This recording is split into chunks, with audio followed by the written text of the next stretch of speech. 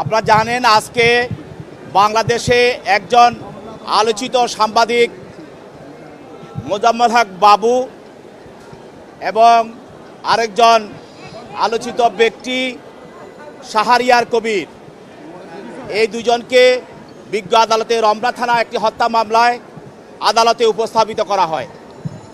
এবং আপনারা এও জানেন যে এই যে মোজাম্মেল হক বাবু এই স্বৈরাচারের 15 বছরের স্বৈরাচারের একজন দোসর, সে সাংবাদিকতার নামে একজন অপসাংবাদিকতা করে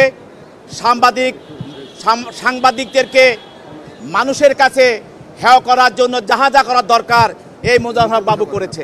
কোয়ালিটি সম্পন্ন আন্তর্জাতিক মানের still bar CSRM committed for better still. এবং সেই সরকারের প্রত্যেকটা স্বৈরাচারী কার্যক্রমের সঙ্গে জড়িত এবং সরকার শেখ হাসিনা সরকারকে স্বৈরাচারী বানানোর পিছনে এই মোজাম্মেল হক বাবু সহ সবাই জড়িত। এবং সে কি সুবিধা নিয়েছে আপনারা জানেন। এবং সে 71 টিভিতে সারা বছর এই 15 বছর স্বৈরাচারের পক্ষে কথা বলেছে, জনগণের পক্ষে কথা বলে নাই। এবং সে এই স্বৈরাচারের দোসর হিসাবে তার স্ত্রীকে অপরাজিতা হক, তাকে 2 বার সে পার্লামেন্টের সদস্য বানিয়েছে সংরক্ষিত আসনে। এবং তার স্ত্রীর নামে সে পূর্বাচলে 10 কাঠা একটা প্লট নিয়েছে এবং তার নিজের নামে সে উত্তরাতে 7 কাঠা একটা প্লট নিয়েছে। এবং আপনারা এও দেখেছেন প্রত্যেকটি সাংবাদিক সম্মেলনে এই মোজাম্মেল হক বাবু স্বৈরাচারের পক্ষে জনগণের বিরুদ্ধে কথা বলে।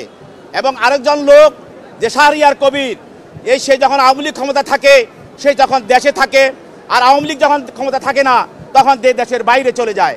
আজকে এই শাহরিয়ার কবির গত 15 বছর যাবৎ এদেশের মানুষকে হত্যা, গুম করা এবং ইসলাম ধর্মের এবং বিরুদ্ধে কথা বলা, আলেমদেরকে কটাক্ষ করা এবং আমাদের মহানবী সাল্লাল্লাহু আলাইহি সাল্লামকে কটাক্ষ করা, সব কিছু তার প্রতিদিনে তার কাজ ছিল। এবং সেইভাবে একজন নাস্তিক হিসাবে, ইসলাম বিদ্বেষী হিসাবে সেই স্বৈরাচারী হাসিনাকে সে সহযোগিতা করেছে। এই 2 জন আসামিকে বিজ্ঞ আদালতে তদন্ত কর্মকর্তা উপস্থাপিত করেন এবং করেন একটি হত্যা মামলায়। যে হত্যা মামলাটা হয়েছিল শান্তিনগরের মোড়ে, সেখানে লিজা আক্তার নামে একজন আন্দোলনকারী, ছাত্র জনতার আন্দোলনকারী সে নিহত হয়। এই গুলিবিদ্ধ হয়ে নিহত হয়। এই নিহত হওয়ার পিছনে এই 2 জন আসামি প্রাথমিক অবস্থায় তদন্তকারী কর্মকর্তা তাদের জড়িত থাকার বিষয়টা নিশ্চিত করেন এবং নিশ্চিত করার পরে তাদেরকে জিজ্ঞাসাবাদ করার জন্য এই হত্যার পিছনে আর কারা কারা জড়িত আছে এবং এই ইন্ধনদাতা কারা আছে, হুকুমদাতারা কারা আছে, নির্দেশদাতা কারা আছে এবং তাদের কারণে এই হত্যা সংঘটিত হয়েছে, এই সব বিষয়গুলিকে আরও সামনে আনার জন্য তদন্ত করার জন্য তদন্তকারী কর্মকর্তা 10 দিনের রিমান্ড প্রার্থনা করেন। আসামি পক্ষে আইনজীবীরাও সেখানে ওকালতনামা দিয়ে তাদের এই রিমান্ডের বিরুদ্ধে এবং জামিনের জন্য প্রার্থনা করেন।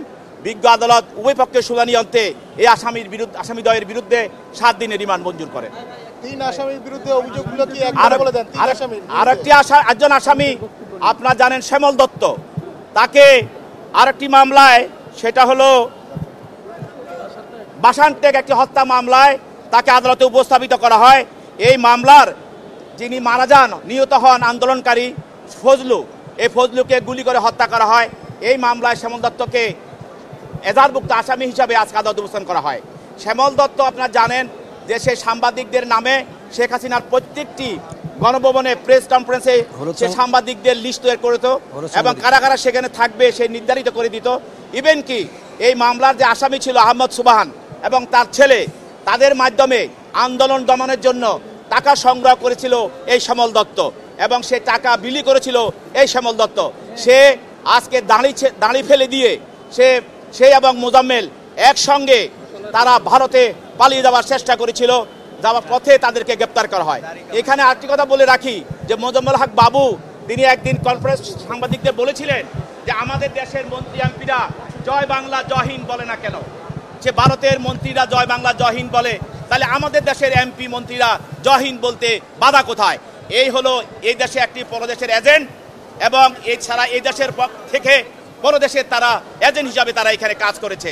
অতএব এই মামলায়ও বিজ্ঞ আদালত উভয় পক্ষের শুনানি অন্তে শ্যামল দত্তের বিরুদ্ধে 7 দিনের রিমান্ড মঞ্জুর করেন।